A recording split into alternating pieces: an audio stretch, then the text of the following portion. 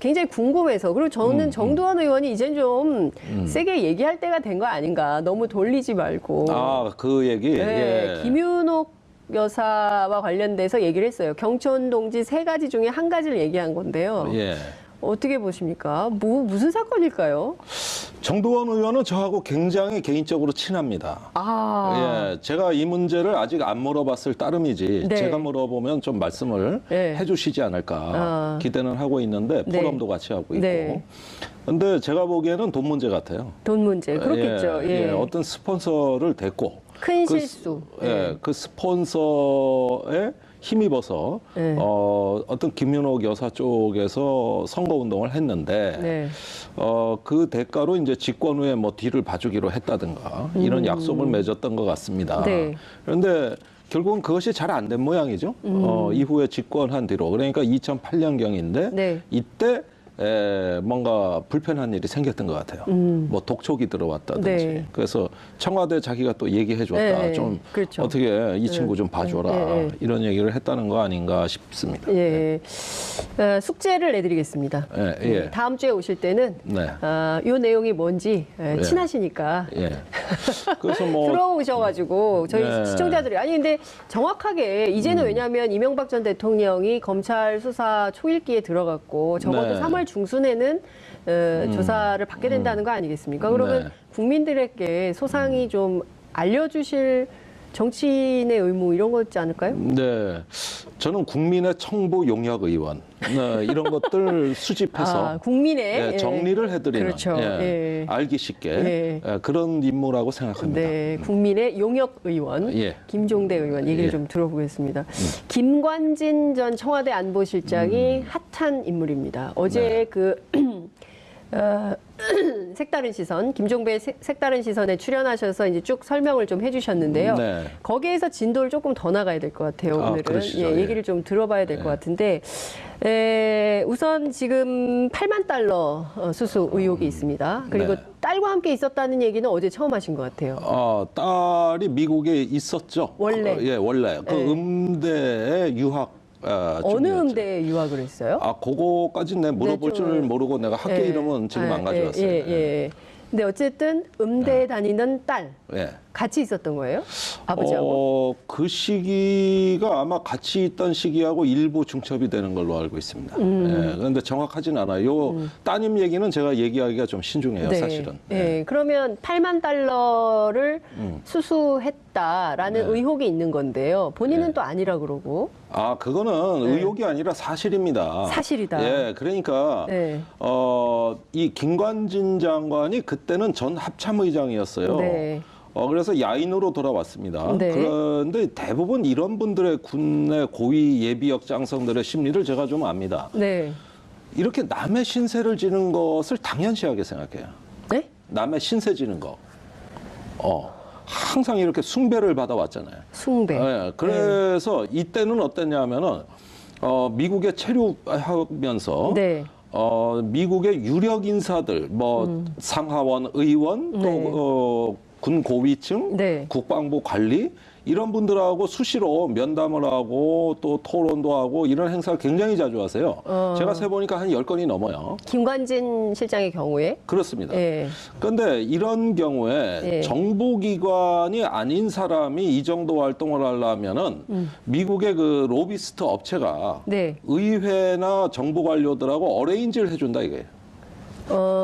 이걸 스케줄도 잡아주고, 그 다음에 의제도 설정해주고, 이렇게 하면서 김관진 전 합참의장의 영향력을 극대화할 수 있는 걸로 미국 활동을 디자인해준다 이겁니다. 회사가 로비스트 회사. 그러니까 왜냐하면 미국은 로비가 합법화돼 있잖아요. 우리는 불법인데, 그죠? 그리고 공익 로비도 할 거 있고 사익 로비도 할 수 있는데 이 업체가 그러면 이 업체는 김관진이라는 사람을 어떻게 알고 이렇게 로비를 대상으로 삼았을까요? 이 업체는 리빙스턴 컨설팅 그룹입니다. 그렇죠. 이 업체가 워싱턴 조야 또 방위산업계 정보관료 이렇게 폭넓게 로비를 하기 때문에 김관진 장관을 어떻게 띄워줄까, 어떻게 부각시킬까, 또 어떻게 그 영향력을 확대할까 이런 것들을 디자인해 가지고 그 서비스를 제공해 준 거예요. 그 비용이 한 8만 달러 드는 건데 리빙스턴 컨설팅 그룹이 김관진 장관을 존경해서 정말 그 이분을 위해서 한국을 위해서 해준 것이 아니고 의뢰를 받아서 해준 겁니다. 그런데 의뢰를 받아서 즉 8만 달러 돈을 준 사람으로부터 의뢰를 받았는데 자, 이 8만 달러를 준 사람은 국내 기업이라는 거죠? 국내 기업입니다. 당시에 연합철강이라는 업체고 옛날에 그 한보철강 망했을 때 인수를 시도했던 그러니까 자금력이 상당할 것으로 보여집니다.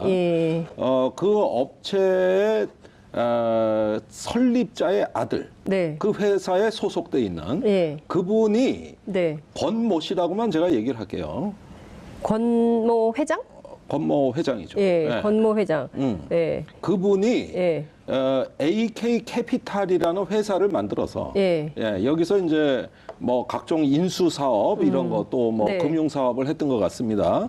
근데 이 회사 명의로 미국에 있는 로비스트 업체 리빙스턴 컨설팅에다가 8만 달러를 주면서 김관진 장관이 미국에 있는 동안 만들어라. 이렇게 여러 가지 그 조야의 인사들하고 연결할 수 있도록 용역을 수행해달라. 이렇게 의뢰를 한 거예요. 그러면 이 연합철강은 왜 그랬을까요?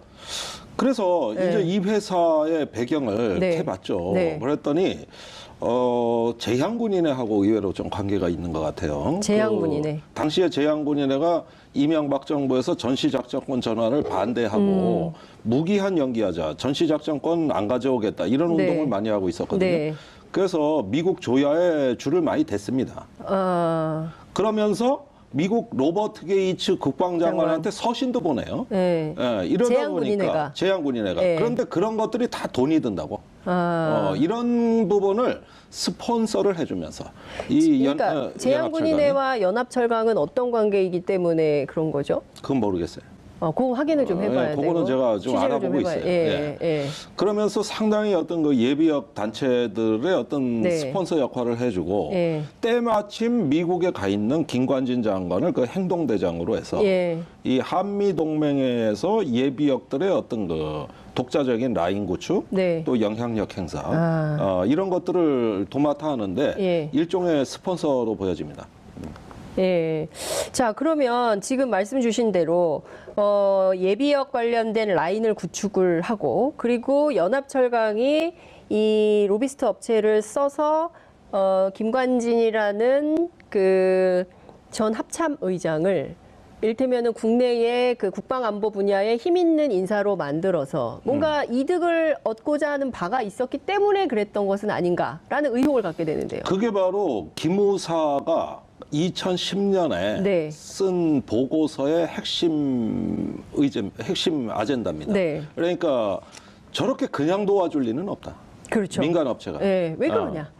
그건 아마 김관진 장관으로 부임했을 때를 대비한 사전 보험 들기용으로 보인다. 그러니까 김관진 그때 전 합참 의장을 이렇게 금품 향응 또는 뭐 서비스 이런 여러 가지 편의 제공을 함으로써 김관진 장관도 사람인데 그런 어떤 그 엄청난 상당히 막대한 우리 돈으로 거의 1억이 넘는 당시 환율로 이런 정도의 편의를 제공받고 모른 채 하지는 않을 거고 그러면 장관으로 부임했을 때를 대비한 일종의 보험 들기로 봤다. 뭐 이렇게 그 기무사는 당시에 분석을 했어요. 이게 정보 보고서로 남아 있었던 겁니다. 그것이 며칠 전에 방송을 통해서 나온 것이죠. 그렇군요. 지금 보면 이 기무사 사령관이 당시 장경욱 사령관인데요. 이 장경욱 사령관의 얘기를 좀 들어서 이를테면은 정상적인 정권이라면 기무사에서 이런 보고서를 썼으면 이 보고서를 토대로 해서 김관진 장관을 좀 조사를 해봤어야 됐던 거 아닌가? 요거 사실관계를 좀 정리해드려야 되겠는데 2010년 당시에는 네, 이명박 정부 시절이고 예, 예. 당시 기무사령관은 장경욱 사령관이 아니죠. 네. 장경욱 사령관은 13년. 제가 알기로는 13년에 예, 박근혜 2013년. 정부 때 네. 한 1년 정도 하고 그 중간에 그만둔 사람이에요. 네. 그런데 그때 박근혜 정부 때는 김관진 그 전 합참의장이 국방장관이 돼 있었어요. 이때 기무사령관입니다. 이때가 장경욱 사령관인데 예, 예. 그 장경욱 사령관이 어느 날 네. 아마 제 기억으로는 2013년 8월에 예. 김관진 장관의 부적절한 행태에 대해 청와대 보고서를 씁니다. 예. 그게 뭐냐 하면은 김관진 장관이 미국 있을 때 자주 만나던 예. 육사 38기 출신의 예비역 중령이 있다. 이 사람이 건설 브로커다. 이 건설 브로커가 네. 김관진 장관에게 여러 가지 편의를 제공했다. 아까 얘기한 그 연합철관과 또 별개의 인물이에요. 네, 또 별개의 인물입니다. 그러니까 이게 지금 한두 가지가 아니네요. 네. 우선 네, 정리를 한두 가지가 아니에요. 연합철관 건은 별건으로 별건이고 놓고 이건 딴 건이에요. 건. 그리고 국내 귀국해서 장관이 됐을 때 이 건설 브로커 이 씨가 속한 건설업체 비읍자가 들어갑니다. 네. 이 업체가 어디예요? 비읍이면? 아니 그러니까 예, 그 이름을 안 안 밝히려고 밝히고. 부자로 시작되는 것까지만 말씀드릴게요. 그렇구나. 네. 그런데 이 업체가 네. 기무사 이전공사, 네. 또 연평도의 그 서북도서 그 요새화 사업이라고 네. 진지공사, 네. 그다음에 계룡대의 또 군공사, 이래서 약 한 1,400억 원어치의 공사를 수주했고 1,300억.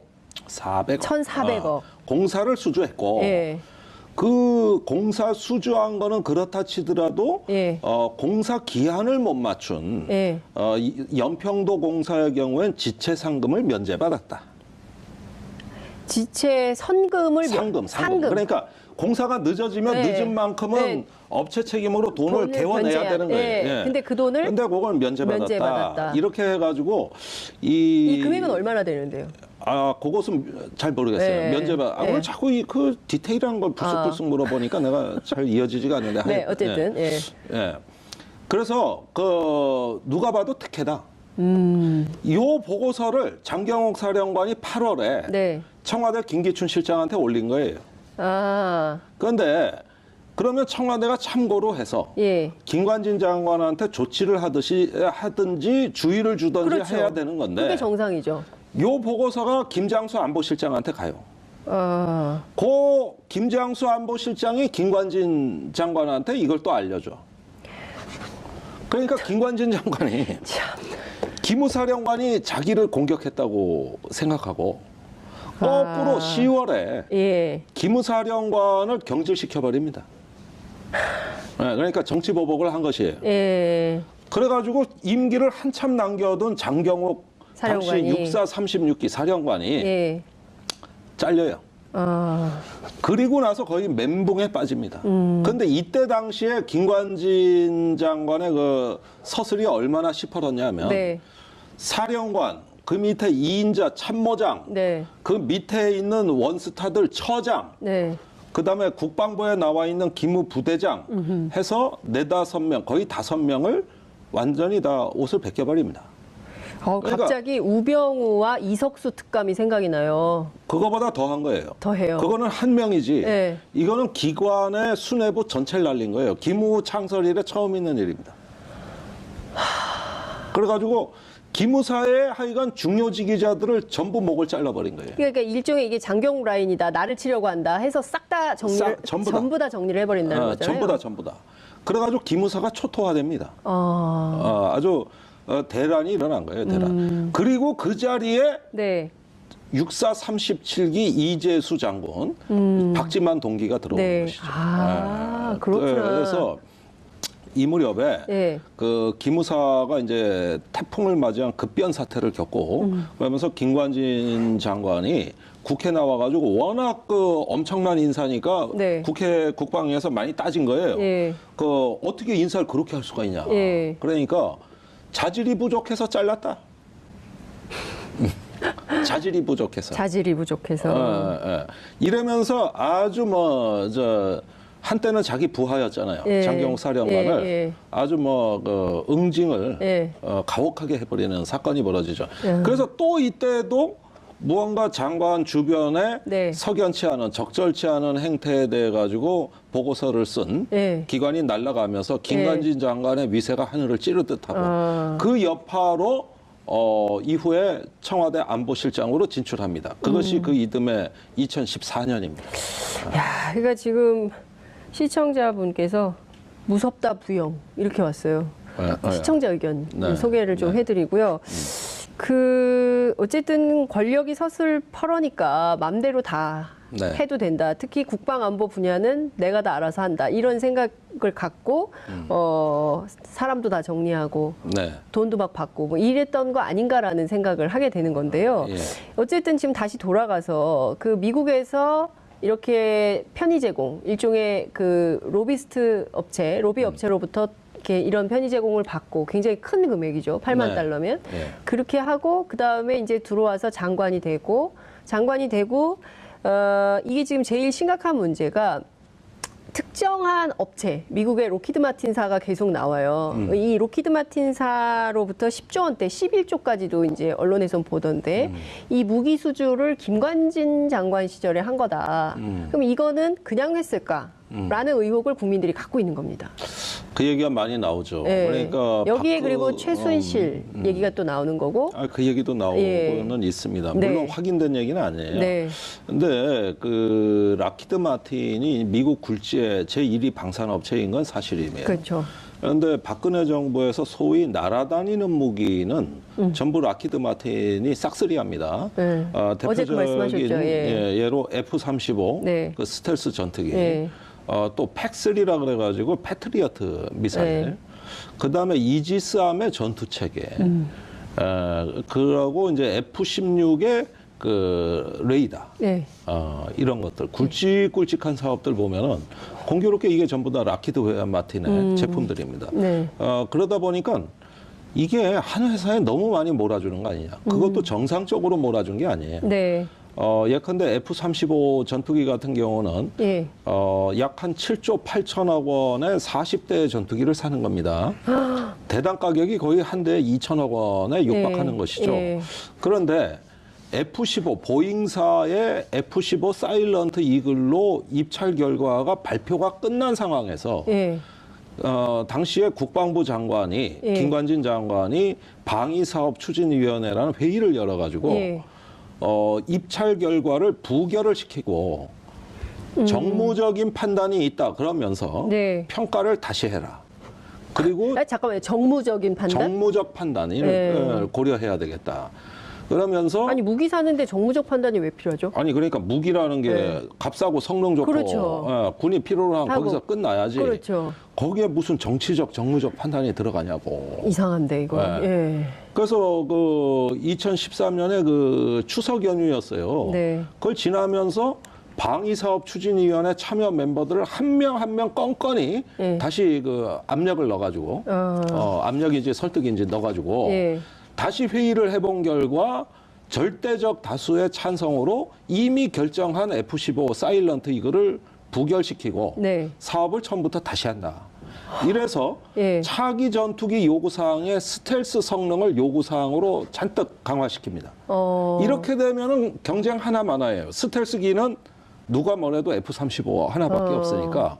그래서 아예 이거 완전 몰아주기인데, 그죠? 국내 요구 성능 자체를 다 다시 그 바꿔가지고 불리한 가격에, 불리한 기술 이전 조건에 여러 가지 불리한 조건을 다 감수하고 이게 수의계약이나 마찬가지니까 이제 경쟁 구도가 깨진 거 아니에요. 그러니까 이제 갑자기 락히드 마틴이 경쟁에 참여하는 게 아니라 갑이 됐어요. 갑을이 바뀐 겁니다.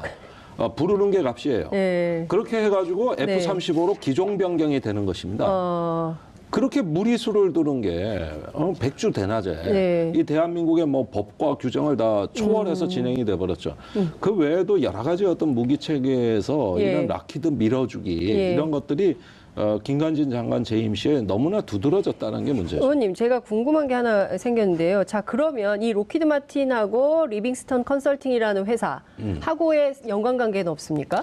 리빙스턴 컨설팅은 예. 이런 방위 산업체의 예. 그 여러 가지 로비 수주를 네. 많이 하는, 말하자면 미 국방부와 미 방산업계가 자기 앞마당인 그런 로비스트 회사라고 이해하시면 됩니다. 예, 그러면 다 연관이 있다고 봐야 되겠죠. 자, 미국 이제 상하원 의원들을 많이 만났는데 예. 이분들의 면면이 지금 다 공개는 돼 있어요, 예. 이름이. 그런데 대략 보면은 이 국가 안보에 깊숙이 관여하거나 영향력을 행사할 수 있는 분들이고, 네. 그때 당시에 미국의 의회 정보 할 거 없이 예. 한국의 F-35 판매가 예. 아주 사활적인 이해관계였어요. 그러다 보니까 우리가 보기에는 리빙스턴 컨설팅 그룹, 미 의회, 예. 방산기업 예. 이런 철의 삼각지대라고 얘기하죠. 예. 그런 어떤 군산복합체의 예. 어떤 중요 핵심 행위자들이라는 것입니다. 그런 점에서 그런 어떤 로비의 한 가운데 네. 김관진 장관이 위치하고 있었고, 또 장관이 된 다음에는 네.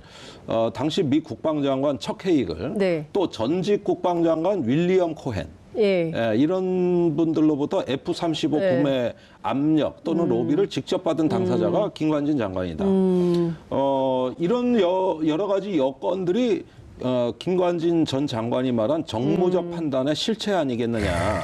저는 이렇게 이제 이야기를 예. 하는 것이죠. 예. 그 부분을 조사해야 된다는 겁니다. 네, 알겠습니다. 지금 그 너무 충격적인 얘기가 나오니까 뒤에 있던 게 막 떨어지고 그랬어요. 장윤선 그렇습니다. 이슈파이터가 떨어져 버렸어요. 제가 지금 그런 면이 있죠. 그러니까요. 네. 너무 뜨거운 얘기를 막 해주시니까 조형물이 막 떨어지고 그러는데, 그 언론에 보니까 로키드 마틴과 우리가 무기 계약을 한 게 박근혜 정부 때 48배가 늘었다라는 보도가 나왔어요.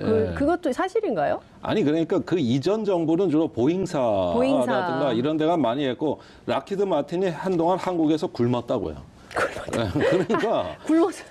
그러니까 어느 날 밥을 많이 얻어 먹으면 몇십 배가 되는 것인데, 대형 국책사 무기 도입 사업 몇 건만 하면 그게 뭐 7조, 8조, 뭐 이지스함 전투 체계는 3조, 패트리어트 같은 경우는 1조 5천억. 그러니까 이런 거 몇 건만 하면 한동안에 한국군의 무기 도입 예산을 거의 다 잠식해 들어가요.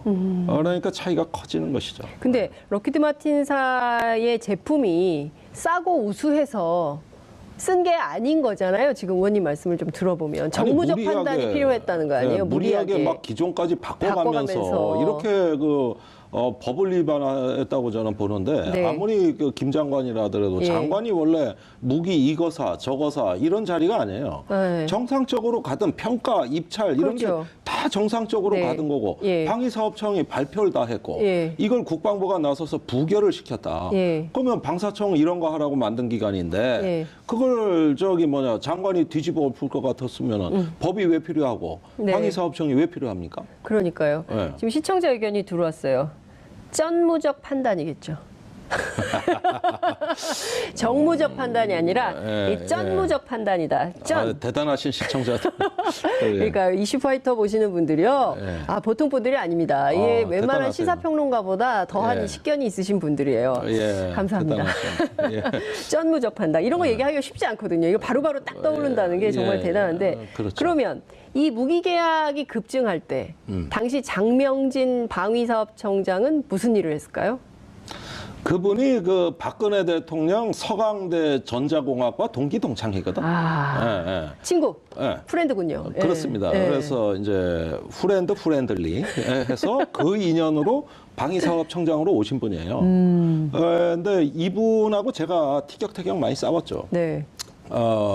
장명진 방위사업청장은 국방과학연구소에서 이제 거의 옷을 벗을 위치에 있다가 예상외로 발탁이 돼가지고 일약 방위사업청장에 오른 인물이고 세간의 관심을 끌어왔습니다. 근데 이분이 이제 주로 청와대에 가서 정무적 판단을 또 전달받는 하나의 경로를 이루고 있습니다. 당시에 F-35와 같은 락히드 마틴의 무기는 김관진 장관을 통한 어떤 로비 압력도 있었지만 박근혜 대통령한테 직접 박근혜 대통령에게 직접? 직접 로비 라인도 있었다. 미국으로부터. 예. 아니 그러니까 다시 한번요. 미국으로부터 박근혜 대통령을 통해서 직접 이 무기를 사시오라는 압력이 있었다. 예, 있었다. 미국 누구 어디요? 압력이라기보다는 로비라고 봐야 되겠죠. 로비. 예. 이게 업체 그러니까 그 로키드 마틴사를 얘기하시는 겁니까? 로키드 마틴사에서 그 모종의 방법으로 박근혜 대통령한테 그 락히드 마틴의 이 무기에 사인을 하도록 모든 이런 국책 사업의 최종 결재권자는 대통령이니까. 그렇죠. 그렇게 했는데 제가 그거는 정말 다음 시간에 한번 제가 어떤 경로로 그게 전달이 되는가는 밝혀드릴게요. 아니 지금 조금 그 대신 한 가지 새로운 단독 팁을 드릴 것은 정호성 비서관. 정호성 비서관. 그 구속돼 있죠. 방위사업청까지 찾아와서 F-35가 좋은 거 아니냐. 언제요? 언제 찾아왔어요? 2013년에. 2013년. 몇 월이요? 그거까지. 아니, 오늘 자꾸 디테일에 그러니까 너무... 이 스토리에 집중하세요. 스토리에 집중하세요. 죄송해요. 제가 옛날에 취재하던 버릇이 자꾸 나와가지고 여기는 죄송합니다. 이제 토크하는데 취재는 불 꺼지면 하는 거예요. 그게 취재입니다. 그러니까 정호성 비서관이 사라 그랬다. 아니 그때 그 FX 차기 전투기 사업 회의를 하는데 정호성 비서관이 방위사업청 관계자들한테 F-35가 좋은 거 아니냐. 이런 이야기를 듣고 깜짝 놀랐다. 이런 증언을 제가 확보해 놓은 게 있습니다. 그러니까 당시에 어느 순간부터인가 문고리 권력들이 이거에 관심을 갖기 시작했어요. 그건 대통령의 관심이 있으니까 그런 겁니다. 그리고 그 사람들 무기 체계에 대해 잘 모릅니다. 그렇죠. 그런데 이런 이야기를 할 수 있다는 것은 상당히 이례적인 일이고 특정 기종을 편들었다는 건데 그게 락히드 마틴 제품들이란 말이죠. 그래서 어떤 우리가 알지 못하는 새로운 비선 라인에 의해 가지고 대통령한테 이 무기에 대한 설명이 있었고 그 다음에 문고리 권력이 방위사업청이나 관계자들한테 락히드 무기가 우수한 무기 아니냐 이런 이야기를 한 것으로 제가 확인하고 있습니다.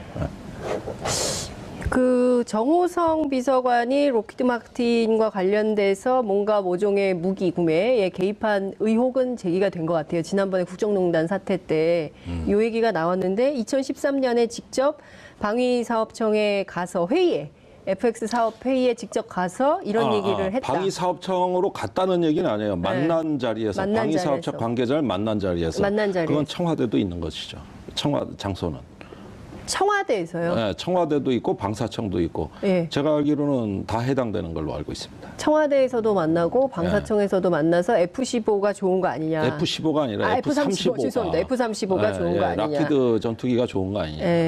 그럼 이게 사실상 이거 사라는 얘기잖아요. 아니 그런데 본인은 그것이 어떤 경로로 얘기했는지 우리가 그걸 조사를 안 해봤으니까 모르지만 이거 검찰이 조사해봐야 듣는 사람 입장에서는 아니 이거 사라는 얘기 아니야? 청와대 비서관이 와서 얘기를 하면 이러는 거 아니에요? 그렇죠. 이렇게 좀 임팩트 있게 받아들였다는 얘기예요. 그래서 이런 것들이 어떤 딱히 무슨 법을 위반한 것인지가 지금 손에 잡히지가 않아서 그렇지 사실상 국정농단의 심각성으로 보면 이런 문제, 이 무기 도입 사업에 관여할 수 있는 사람들은 법으로 정해져 있거든요. 그런데 제3의 어떤 손이 개입을 했다든가 영향을 미쳤다 그러면은 이거는 상당한 수준의 국정농단이라고 할 수 있습니다. 그 한 가지 더 여쭤보고 싶은데요. 지금 그 대통령의 관심사라고 하셨어요. 대통령의 관심은 곧 최순실의 관심이기도 하지 않았나요? 지금까지 쭉 국정농단 상황을 보면. 아니 그러니까 우리가 조금 한 가지 약간 착각에 빠지기 쉬운 건 뭐냐 하면은 어떤 실세 비선 라인이 발견되면 모든 일은 거기서 다 했다고 생각하는 습관이 있어요. 이상득 그 형, 이명박 대통령 형에서 만사 형통. 모든 로비는 만사 형통 이상득 의원이다. 또 박근혜 정부라면은 뭐 최순실이다. 이렇게만 돼 있는데 비선 라인은 그렇게 하나가 존재하는 것이 아니라 몇 개가 복수로 존재합니다. 그 중에서 제일 센 게 이상득 또는 최순실이라는 얘기지 이 무기 도입에 관해서는 다른 제3의 인물도 존재한다는 걸 제가 알려드리겠습니다. 무기도입과 관련해서는 다른, 제3의 인물이 있다. 다른 비공식 라인들. 비공식 라인이 있다. 예. 이 순간 확 지나가는 사람이 한 명 있어요. 예. 린다 김. 그 얘기는 제가 예. 다음 시간에 해드릴게요. 자꾸 다음 시간을 예고하셔서 이 궁금증이. 아니 그런데 다음 주에 또 보셔야 될 것 같아요, 시청자 여러분. 오늘 제가 끝내보려고 했는데 안 되네. 다음 주에 계속. 지금 못 밝히는 이유가 있습니다. 제가 못 밝히는 이유가 있다. 못 밝히는 이유가 있어요. 그럼 여기까지 무기도입과 박근혜 정부 시절에 무기도입과 관련해서 제3의 인물 비공식 라인이 있다. 최순실이 아닌 또 다른 인물이 있다. 예, 맞습니다. 그 사람이 누군지는 다음 시간에. 다음 시간에 기다릴 수가 없을 것 같아요. 다음 주 월요일 날 나오시죠. 뭐 급할 거 없어요. 시간 많습니다. 어차피 이제 너무 궁금한데 이거. 지난 정부의 그 적폐는 하루 아침에 규명되는 게 아니라 이제 여러 가지 사건들이 조사가 진행 중이니까 어떤 그 양상을 보면서 저희도 적절한 어떤 방향 제시를 하는 것이지. 제가 UAE 건 정말 화끈하게 다 공개하고 깠지 않습니까? 그런데 검찰에서 불기소 처분했어요. 불기소 처분했다 이겁니다. 그 시민단체가 아니 한 주 사이에 엄청난 일이 있었네요. 시민단체가 고발한 사건에 대해서 검찰이 불기소했다고요? 불기소했습니다. 이유는요? 불기소 사유가 뭡니까? 아니 불기소가 아니라 아예 무혐의 처리한 거예요. 무혐의. 불기소는 조사라도 하고 그렇죠. 뭐 혐의가 있으니까 뭐 했는데 그런데 기소하긴 좀 뭐하다. 이걸 불기소라고 하는 거고 이 건의 경우엔 아예 해당 없음 해서 무혐의 처리해 버렸거든요. 조사하지 않겠다는 거네요. 조사하지 않겠다는 얘기입니다. 그러니까 그 어떤 정보 공개라는 게 제가 와가지고 좀 이제 와서 허탈한 것이 전략적으로 하지 않으면 이렇게 되는구나. 그래서 저는 또 결과를 걱정해야 될 사람이기 때문에 앞으로 정말 폭로하는 것만이 능사가 아니구나 하는 걸 이번 기회에 깨달았습니다. 전략적으로 잘 해야 되는 것이죠. 그런데 여야가 국정조사 취소하고 다 덮기로 하는 순간 검찰이 따라가더라고. 그러니까요. 그게 그렇게 해서 그렇게 된 겁니다. 정치 상황 때문에 검찰이 결국은 부담되는 거 수사 안 하겠다 이래 된 건데 적폐 중에 적폐입니다. 그러니까요. 이거 그냥 묻을 수가 없는 건데 어쨌든 요게 이제 오늘 의원님께서 처음 말씀하셨기 때문에 또 시민사회가 움직임이 있을 거고요. 또 이슈파이터가 계속 팔로우를 할 거기 때문에요. 계속 보시죠. 2015년 4월 27일 주간동아 보도를 보면요. 로키드 마틴의 메릴린 휴슨 회장이 방한을 하거든요. 와서 최순실을 만났다. 만났을 가능성이 있다라는 보도가 나와요. 요 얘기도 다음 시간에. 아니 그거는 옵니다. 왔는데 그때 온 목적이 차기 전투기 사업 수주 경쟁을 앞두고 또 전투기뿐만 아니라 기타 등등의 무기 협력을 위해서 한국에 온 겁니다. 그거는 제가 온다는 소식은 듣고 있었어요. 근데 최순실을 만났다 하는 부분에서는 확인된 적 없습니다. 그거는 그 소문은 많이 떠돌아다니는 건 사실입니다만은 그때 최순실을 만났다. 저는 사실 그렇게 믿지는 않아요. 그런데 그때 당시에 왔을 때 박근혜 대통령을 접촉할 수 있는 라인을 찾은 건 사실이에요. 거기에는 다른 로비스트가 관련돼 있어요. 다른 로비스트? 다른 로비스트가 관련돼 있어요. 누굽니까? 아까 제가 말씀드렸지 않습니까? 저기 박근혜 대통령으로 하여금 무기도입과 관련된 제3의 인물 관심을 갖게 만든 인물. 알겠습니다. 오늘의 핵심은 이거 같아요. 무기도입과 박근혜 정부에서 무기도입과 관련한 비공식 제3의 인물. 제3의 인물이 별도로 다음 주에는 이 제3의 인물이 누군지 얘기를 해주시는데 폭로는 다가 아니기 때문에 전략적으로 말씀해 주신 거예요. 제가 그 사정을 말씀드리는 것이죠. 이걸 또 몇 가지 확인할 사항도 아직까지 남아있기 때문에 시간을 주십시오. 차츰 조사해서 우리가 말씀드려야죠. 하나씩 가죠. 어쨌든 정호성 비서관은 청와대 부속 비서관으로 무기도입과 아무런 관련이 없는 이 얘기에 낄 수도 없는 그런 사람인데 이분이 가서 F-35가 좋은 거 아니냐. 이거는 그냥 지나갈 수가 없다. 이 말씀 좀 드리고 싶고요. 시간이 벌써 이렇게 지나가 버려서 남북관계 얘기해야 되는데 얘기를 못했어요. 제가 이것만 여쭤볼게요. 지금 문정희 선생님 미국에서 계시는데 3월 6일 귀국 예정으로 알고 있습니다. 북미 수교를 해야 된다. 근데 이제 4월 첫째 주에 한미연합훈련을 하는 거냐 안 하는 거냐 어떻게 되는 거냐. 한다 그랬죠. 그러니까요. 그러니까 그러면 어떻게 되는 겁니까? 문정인 특보 얘기는 이겁니다. 사실 미국의 체면을 세우려면 한미연합훈련을 안 할 수가 없다. 안 할 수가 없는데 대신 방법을 달리해서 네. 전략자산, 뭐 항공모함, 핵잠수함, 전략폭격기 네. 이런 전략자산을 빼버린다든가 아니면 장소를 좀 외곽으로 옮긴다든가 네. 이렇게 해서 연합훈련을 하기는 하되 북한에 대해서 좋은 신호를 발신할 수 있는 네. 이런 형태의 재조정 가능성을 염두에 둔 겁니다. 반면에 북한도 연일 핵과 미사일에 대해 강경 발언을 하되 실제 실험은 하지 않는 네. 이런 정도의 성의를 보이면 네. 일단은 대화를 할 수 있는 기본 조건은 마련이 됐다고 판단을 하는 거예요. 그 이 얘기는 평소에 문장인 특보의 지론이기도 했고 네. 또 실제 실현될 가능성이 있다고 본 겁니다. 북한에 먼저 특사를 보내는 건 어떻게 보세요? 대북 특사. 지금 분위기가 그렇게 가고 있습니다. 네. 오늘 이제 언론 보도들은 네. 대미 특사보다 대북 특사를 먼저 보낼 것 같다. 네. 이런 관측들이 나오기 시작을 했죠. 네. 자, 그런데 여기에서 대미 특사를 보내기는 보내야 된단 말이에요. 남북 관계 정상화를 그렇죠. 위해서라도. 그래서 이 부분이 뭐가 먼저냐 하는 건데 원래는 북한을 지금 만나왔으니까 이번엔 대미 특사가 그렇죠. 갈 순서예요. 맞아요. 사실은. 그런데 그것이 여의치 않다면 대북 특사라도 먼저 보낼 수 있다는 뜻인데 저는 그거 중요하지 않다고 보는 게 어차피 북한이 내려옵니다. 네. 패럴 올림픽에. 그렇죠. 또 오게 되죠. 어차피 내려옵니다. 기다리면 오게 돼 있어요. 너무 보내는 거 안 서둘러도 여기서 하면 된다. 어제 이제 트럼프 대통령하고 통화해서 문재인 대통령께서 이제 대북 특사 먼저 보낸다고 했기 때문에요. 어쨌든 다음 주를 예약하면서 예고하면서 오늘은 여기까지 들어야 되겠네요. 고려해야 되겠다. 그러면서 아니 무기 사는데 정무적 판단이 왜 필요하죠? 아니 그러니까 무기라는 게 값싸고 성능 좋고 그렇죠. 군이 필요로 하면 거기서 끝나야지. 그렇죠. 거기에 무슨 정치적 정무적 판단이 들어가냐고. 이상한데 이거. 그래서 그 2013년에 그 추석 연휴였어요. 네. 그걸 지나면서 방위사업 추진위원회 참여 멤버들을 한 명 한 명 껌껌이 다시 그 압력을 넣어가지고 압력인지 설득인지 넣어가지고 다시 회의를 해본 결과 절대적 다수의 찬성으로 이미 결정한 F-15 사일런트 이거를 부결시키고 사업을 처음부터 다시 한다.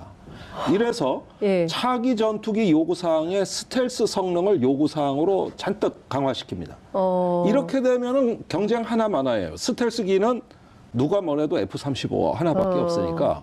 그래서 아예 이거 완전 몰아주기인데, 그죠? 군의 요구 성능 자체를 다 다시 바꿔가지고 불리한 가격에, 불리한 기술 이전 조건에 여러 가지 불리한 조건을 다 감수하고 이게 수의계약이나 마찬가지니까 이제 경쟁 구도가 깨진 거 아니에요. 그렇죠. 그러니까 이제 갑자기 락히드 마틴이 경쟁에 참여하는 게 아니라 갑이 됐어요. 가벌이 바뀐 겁니다.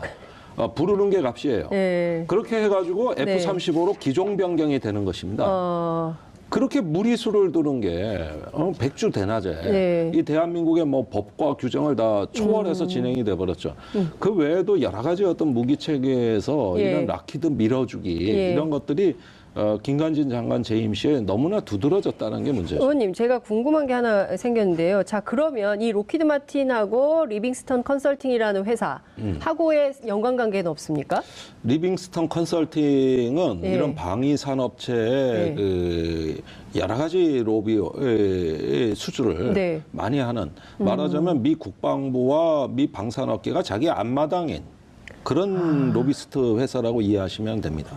그러면 다 연관이 있다고 봐야 되겠죠. 자, 미국 이제 상하원 의원들을 많이 만났는데 이분들의 면면이 지금 다 공개는 돼 있어요, 이름이. 그런데 대략 보면은 이 국가 안보에 깊숙이 관여하거나 영향력을 행사할 수 있는 분들이고 그때 당시에 미국의 의회 정보 할 거 없이 한국의 F-35 판매가 아주 사활적인 이해관계였어요. 그러다 보니까 우리가 보기에는 리빙스턴 컨설팅 그룹, 미 의회, 방산기업 이런 철의 삼각지대라고 얘기하죠.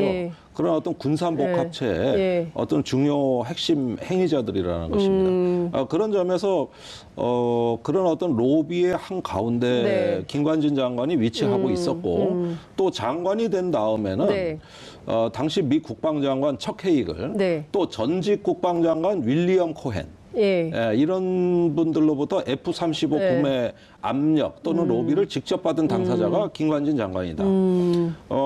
이런 여러 가지 여건들이 김관진 전 장관이 말한 정무적 판단의 실체 아니겠느냐.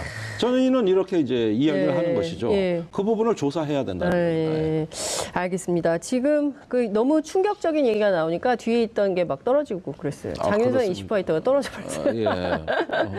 제가 그런 면이 있죠. 그러니까요. 네. 너무 뜨거운 얘기를 막 해주시니까 조형물이 막 떨어지고 그러는데 언론에 보니까 록히드 마틴과 우리가 무기 계약을 한 게 박근혜 정부 때 48배가 늘었다라는 보도가 나왔어요. 그것도 사실인가요? 아니 그러니까 그 이전 정부는 주로 보잉사라든가 이런 데가 많이 했고 락히드 마틴이 한동안 한국에서 굶었다고요. 그러니까 어느 날 밥을 많이 얻어 먹으면 몇십 배가 되는 것인데 대형 국책사 무기 도입 사업 몇 건만 하면 그게 뭐 7조, 8조, 뭐 이지스함 전투체계는 3조, 패트리어트 같은 경우는 1조 5천억. 그러니까 이런 거 몇 건만 하면 한동안에 한국군의 무기 도입 예산을 거의 다 잠식해 들어가요. 그러니까 차이가 커지는 것이죠. 근데 록히드 마틴사의 제품이 싸고 우수해서 쓴 게 아닌 거잖아요. 지금 의원님 말씀을 좀 들어보면 정무적 판단이 필요했다는 거 아니에요? 무리하게 막 기존까지 바꿔가면서 이렇게 법을 위반했다고 저는 보는데 아무리 김 장관이라 하더라도 장관이 원래 무기 이거 사 저거 사 이런 자리가 아니에요. 정상적으로 가든 평가, 입찰 이런 게 다 정상적으로 가든 거고 방위사업청이 발표를 다 했고 이걸 국방부가 나서서 부결을 시켰다. 그러면 방사청 이런 거 하라고 만든 기관인데 그걸 장관이 뒤집어 엎을 것 같았으면 법이 왜 필요하고 방위사업청이 왜 필요합니까? 그러니까요. 지금 시청자 의견이 들어왔어요. 쩐무적 판단이겠죠. 정무적 판단이 아니라 쩐무적 판단이다. 대단하신 시청자들. 그러니까 이슈파이터 보시는 분들이요. 보통 분들이 아닙니다. 이게 웬만한 대단하세요. 시사평론가보다 더한 식견이 있으신 분들이에요. 감사합니다. 쩐무적 판단. 이런 거 얘기하기가 쉽지 않거든요. 이거 바로바로 딱 떠오른다는 게 정말 대단한데. 그러면 이 무기 계약이 급증할 때 당시 장명진 방위사업청장은 무슨 일을 했을까요? 그분이 박근혜 대통령 서강대 전자공학과 동기동창이거든. 친구, 프렌드군요. EK 캐피탈이라는 회사를 만들어서 여기서 이제 뭐 각종 인수 사업 이런 거 또 뭐 금융 사업을 했던 것 같습니다. 근데 이 회사 명의로 미국에 있는 로비스트 업체 리빙스턴 컨설팅에다가 8만 달러를 주면서 김관진 장관이 미국에 있는 동안 만들어라. 이렇게 여러 가지 조야의 인사들하고 연결할 수 있도록 용역을 수행해달라. 이렇게 의뢰를 한 거예요. 그러면 이 연합철강은 왜 그랬을까요? 그래서 이제 이 회사의 배경을 해봤죠. 그랬더니 제향군인회하고 의외로 좀 관계가 있는 것 같아요. 제향군인회. 당시에 제향군인회가 이명박 정부에서 전시작전권 전환을 반대하고 무기한 연기하자, 전시작전권 안 가져오겠다 이런 운동을 많이 하고 있었거든요. 그래서 미국 조야에 줄을 많이 댔습니다.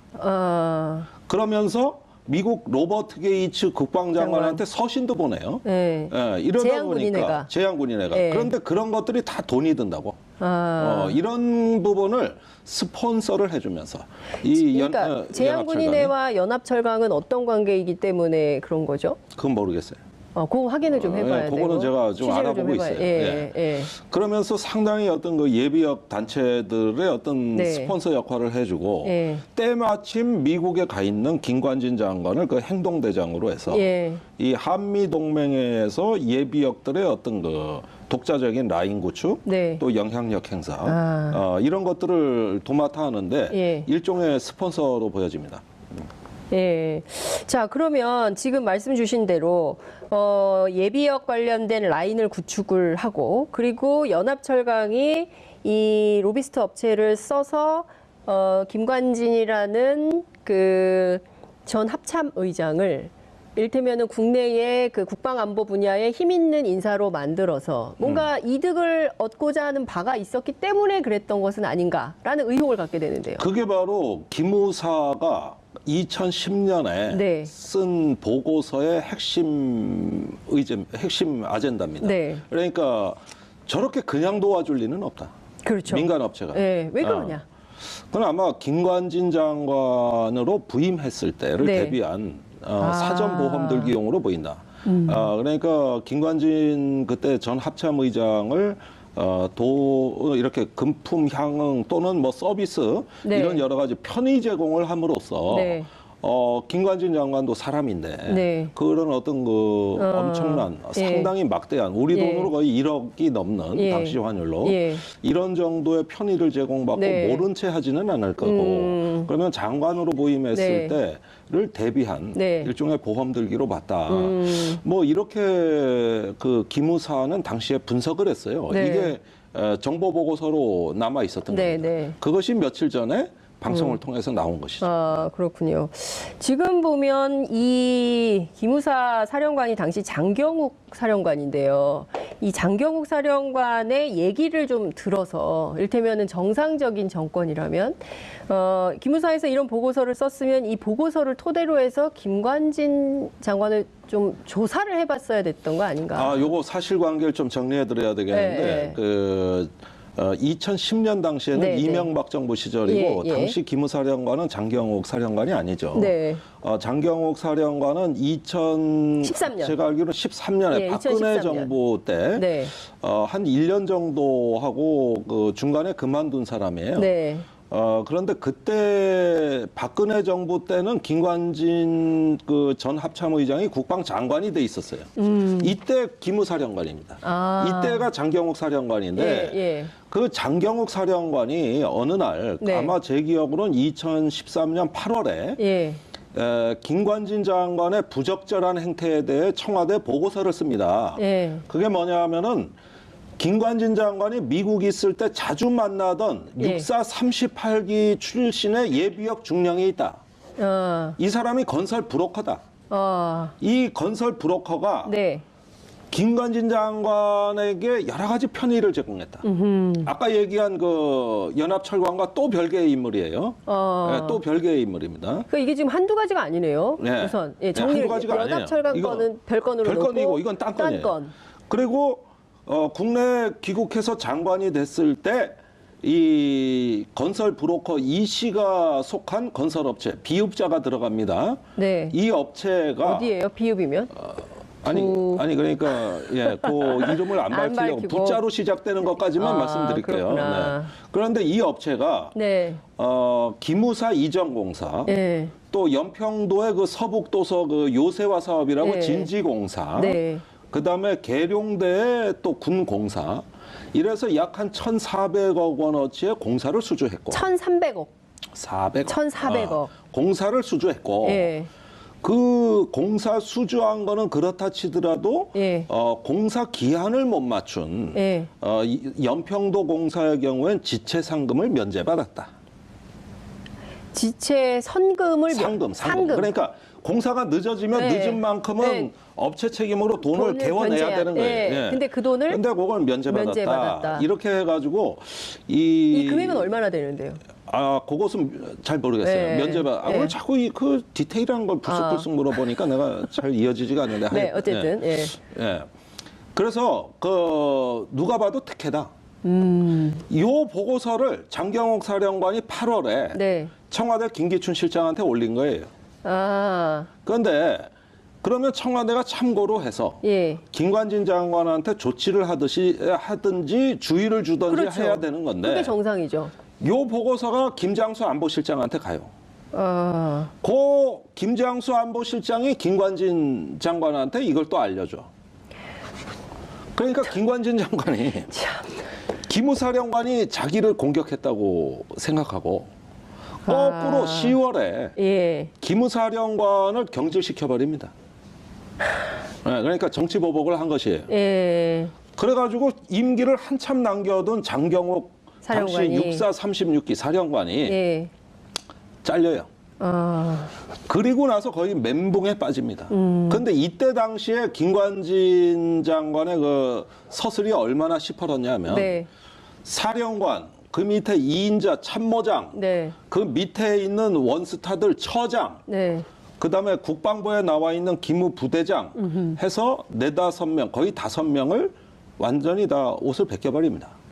그러니까 갑자기 우병우와 이석수 특감이 생각이 나요. 그거보다 더한 거예요. 더해요. 그거는 한 명이지. 네. 이거는 기관의 수뇌부 전체를 날린 거예요. 기무 창설 이래 처음 있는 일입니다. 그래가지고 기무사의 하여간 중요직위자들을 전부 목을 잘라버린 거예요. 그러니까 일종의 이게 장경 라인이다. 나를 치려고 한다 해서 싹 다 정리를 전부 다 정리를 해버린다는 거잖아요. 전부 다. 그래가지고 기무사가 초토화됩니다. 아주 대란이 일어난 거예요. 대란. 그리고 그 자리에 네. 육사 37기 이재수 장군, 박지만 동기가 들어오는 네. 것이죠. 그렇구나. 그래서 이 무렵에 네. 그 기무사가 이제 태풍을 맞이한 급변 사태를 겪고 그러면서 김관진 장관이 국회 나와가지고 워낙 그 엄청난 인사니까 네. 국회 국방위에서 많이 따진 거예요. 네. 그 어떻게 인사를 그렇게 할 수가 있냐. 네. 그러니까 자질이 부족해서 잘랐다. 자질이 부족해서. 이러면서 아주 한때는 자기 부하였잖아요. 예. 장경욱 사령관을 예. 아주 응징을 가혹하게 해버리는 사건이 벌어지죠.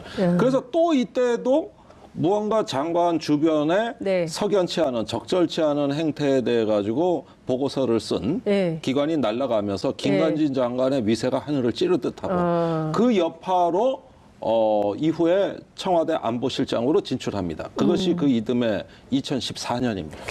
야, 그러니까 지금 시청자분께서 무섭다 부영 이렇게 왔어요. 시청자 의견 소개를 좀 해드리고요.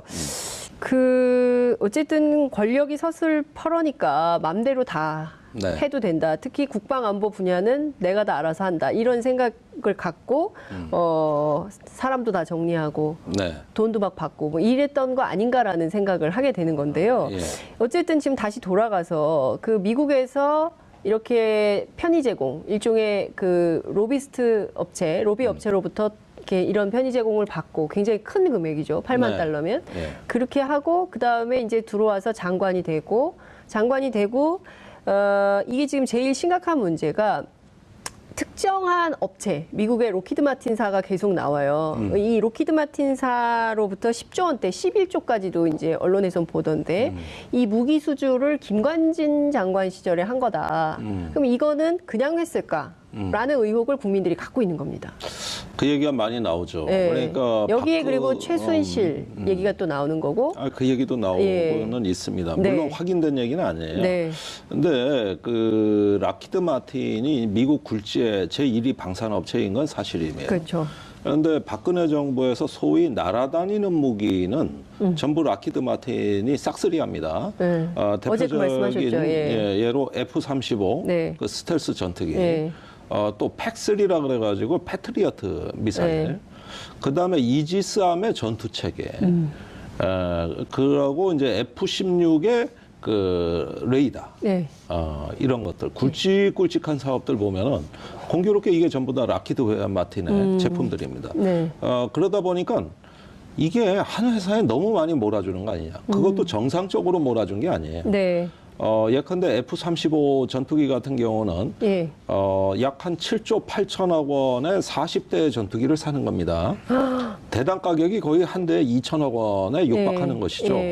그런데 F-15 보잉사의 F-15 사일런트 이글로 입찰 결과가 발표가 끝난 상황에서 당시에 국방부 장관이 김관진 장관이 방위사업추진위원회라는 회의를 열어가지고 입찰 결과를 부결을 시키고 정무적인 판단이 있다 그러면서 평가를 다시 해라. 그리고 잠깐만요. 정무적인 판단? 정무적 판단이 굉장히 궁금해서. 그리고 저는 정두환 의원이 이젠 좀 세게 얘기할 때가 된 거 아닌가. 너무 돌리지 말고. 그 얘기? 김윤옥 여사와 관련돼서 얘기를 했어요. 경촌 동지 3가지 중에 한 가지를 얘기한 건데요. 어떻게 보십니까? 무슨 사건일까요? 정도원 의원은 저하고 굉장히 개인적으로 친합니다. 예, 제가 이 문제를 아직 안 물어봤을 따름이지 네. 제가 물어보면 좀 말씀을 네. 해주시지 않을까 기대는 하고 있는데 네. 포럼도 같이 하고 있고. 네. 근데 제가 보기에는 돈 문제 같아요. 돈 문제 그렇겠죠. 예, 예, 어떤 스폰서를 댔고 큰 실수. 예, 그 스폰서에 힘입어서 네. 어떤 김윤옥 여사 쪽에서 선거 운동을 했는데 네. 그 대가로 이제 집권 후에 뭐 뒤를 봐주기로 했다든가 이런 약속을 맺었던 것 같습니다. 네. 그런데 결국은 그것이 잘 안 된 모양이죠.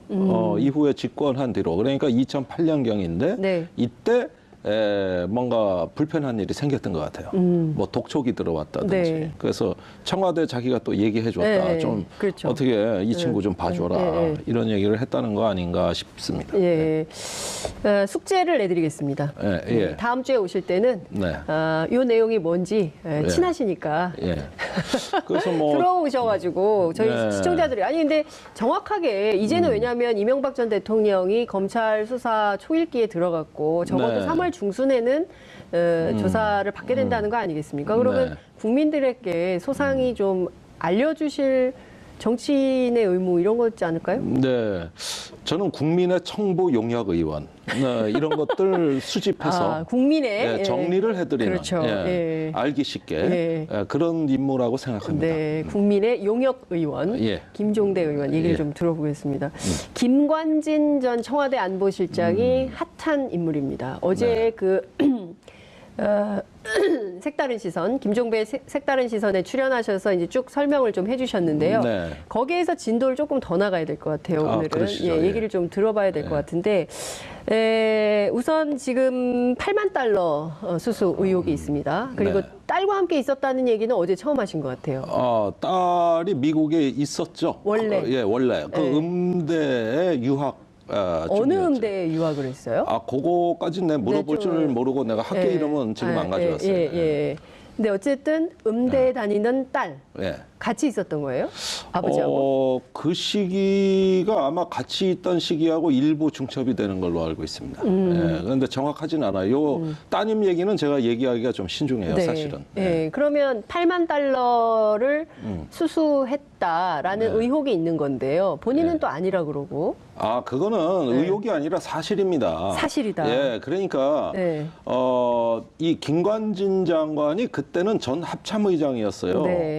그래서 야인으로 돌아왔습니다. 그런데 대부분 이런 분들의 군내 고위 예비역 장성들의 심리를 제가 좀 압니다. 이렇게 남의 신세를 지는 것을 당연시하게 생각해요.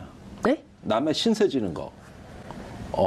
항상 이렇게 숭배를 받아왔잖아요. 숭배. 그래서 이때는 어땠냐면은 미국에 체류하면서 미국의 유력 인사들, 뭐 상하원 의원 또 군 고위층, 국방부 관리 이런 분들하고 수시로 면담을 하고 또 토론도 하고 이런 행사를 굉장히 자주 하세요.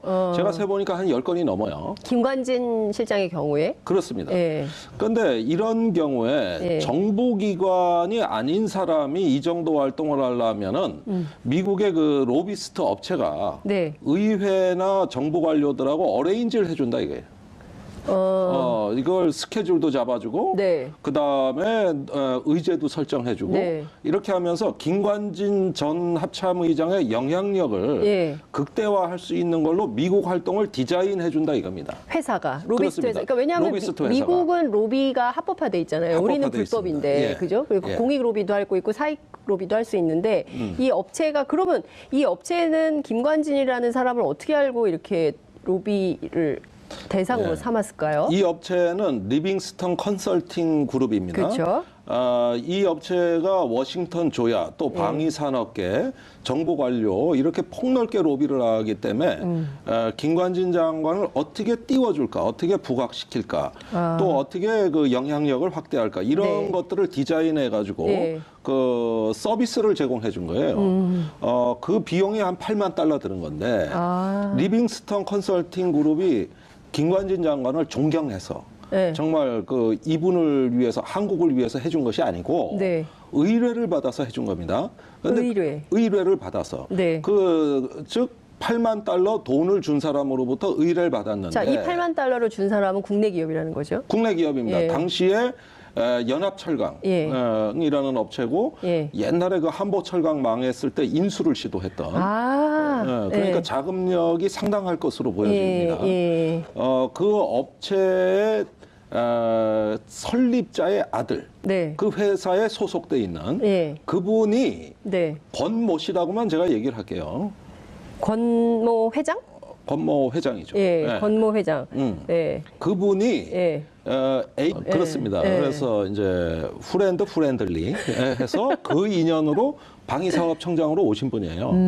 근데 이분하고 제가 티격태격 많이 싸웠죠. 장명진 방위사업청장은 국방과학연구소에서 이제 거의 옷을 벗을 위치에 있다가 예상외로 발탁이 돼가지고 일약 방위사업청장에 오른 인물이고 세간의 관심을 끌어왔습니다. 근데 이분이 이제 주로 청와대에 가서 정무적 판단을 또 전달받는 하나의 경로를 이루고 있습니다. 당시에 F-35와 같은 락히드 마틴의 무기는 김관진 장관을 통한 어떤 로비 압력도 있었지만 박근혜 대통령한테 박근혜 대통령에게 직접 로비 라인도 있었다. 미국으로부터. 아니 그러니까 다시 한번요. 미국으로부터 박근혜 대통령을 통해서 직접 이 무기를 사시오라는 압력이 있었다. 있었다. 미국 누구 어디요? 압력이라기보다는 로비라고 봐야 되겠죠. 로비. 이게 업체 그러니까 그 로키드 마틴사를 얘기하시는 겁니까? 마틴사예요. 로키드 마틴사에서 그 모종의 방법으로 박근혜 대통령한테 그 락히드 마틴의 이 무기에 사인을 하도록 모든 이런 국책 사업의 최종 결재권자는 대통령이니까. 그렇죠.